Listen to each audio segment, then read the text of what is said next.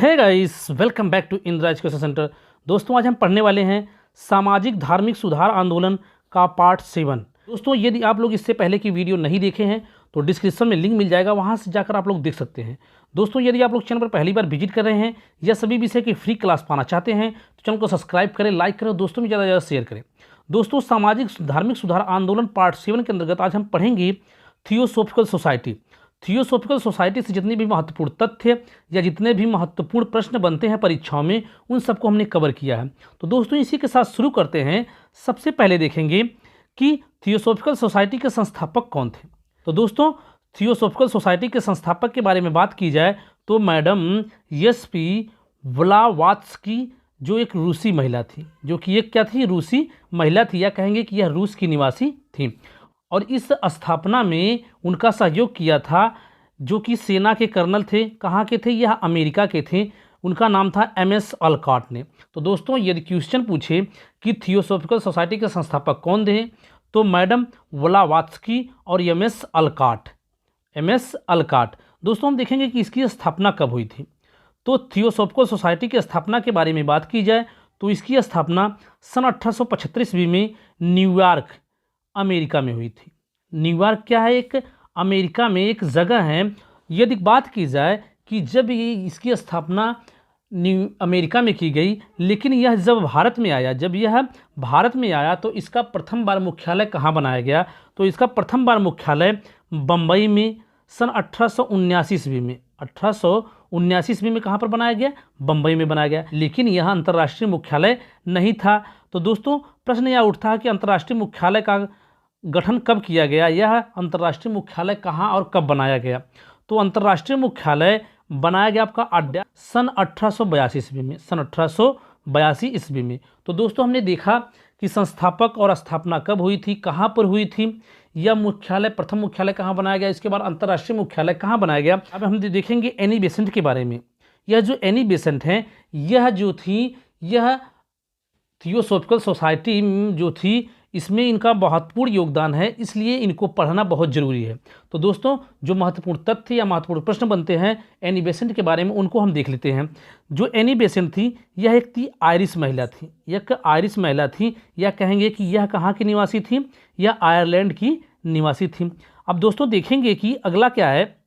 तो दोस्तों, अगला हमारा है कि एनी बेसेंट ने सन 1888 ईस्वी में थियोसॉफिकल सोसाइटी की सदस्य बनी। तो प्रश्न पूछे कि एनी बेसेंट थियोसॉफिकल सोसाइटी की सदस्य कब बनी? तो सन 1888 ईस्वी में।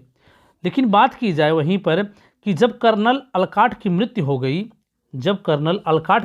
गई, तो सन 1907 ईस्वी में एनी बेसेंट को थियोसॉफिकल सोसाइटी का अध्यक्ष बना दिया गया। किसका? थियोसॉफिकल सोसाइटी का अध्यक्ष एनी बेसेंट को कब बनाया गया? तो सन 1907 ईस्वी में। किसकी मृत्यु के बाद? तो कर्नल अलकॉट की मृत्यु के बाद।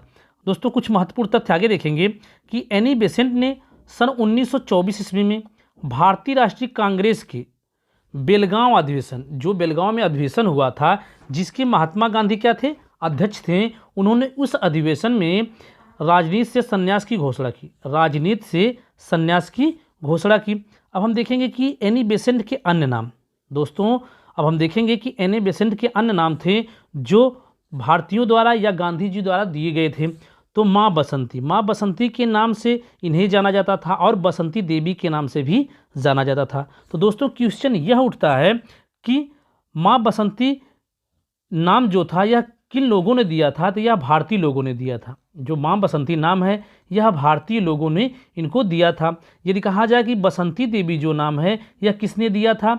तो बसंती देवी जो नाम है, यह गांधी जी ने दिया था। किसने दिया था? गांधी जी ने दिया था। अब कुछ महत्वपूर्ण तथ्य और देख लेते हैं कि एनी बेसेंट की प्रमुख पत्रिकाएं कौन कौन सी? एनी बेसेंट की प्रमुख पत्रिकाएं कौन कौन सी हैं? तो एनी बेसेंट की प्रमुख पत्रिकाएं कॉमनवेल्थ हैं और न्यू इंडिया है। कौन है? कॉमनवेल्थ और न्यू इंडिया। क्योंकि दोस्तों, यह कॉमनवेल्थ और न्यू इंडिया से बार बार क्वेश्चन पूछा जाता है, तो इसको याद रखिएगा कि एनी बेसेंट की जो प्रमुख पत्रिकाएं हैं कौन है? कॉमनवेल्थ और न्यू इंडिया। दोस्तों, यदि बात की जाए कि एनी बेसेंट की मृत्यु कब हुई थी, तो एनी बेसेंट की मृत्यु सन 1933 ईस्वी में हुई थी। सन 1933 ईस्वी में हुई थी। अब हम कुछ महत्वपूर्ण तथ्य देख लेते हैं कि जो थियोसॉफिकल सोसाइटी थी इसकी विचारधारा क्या थी, या थियोसॉफिकल सोसाइटी की स्थापना जो की गई थी यह किससे प्रभावित होकर की गई थी, या यह किससे प्रभावित थी। तो पहला पॉइंट देखेंगे कि यह सोसाइटी हिंदू धर्म से प्रभावित थी। जो थियोसॉफिकल सोसाइटी है यह सबसे अधिक हिंदू धर्म से प्रभावित थी। और आगे पॉइंट देखा जाए तो यह सोसाइटी भारतीय हिंदू दर्शन से प्रभावित थी। भारतीय हिंदू दर्शन से भी क्या है, थियोसॉफिकल सोसाइटी प्रभावित थी। यह कहेंगे कि यह सोसाइटी योग दर्शन, सांख्य दर्शन से भी प्रभावित थी।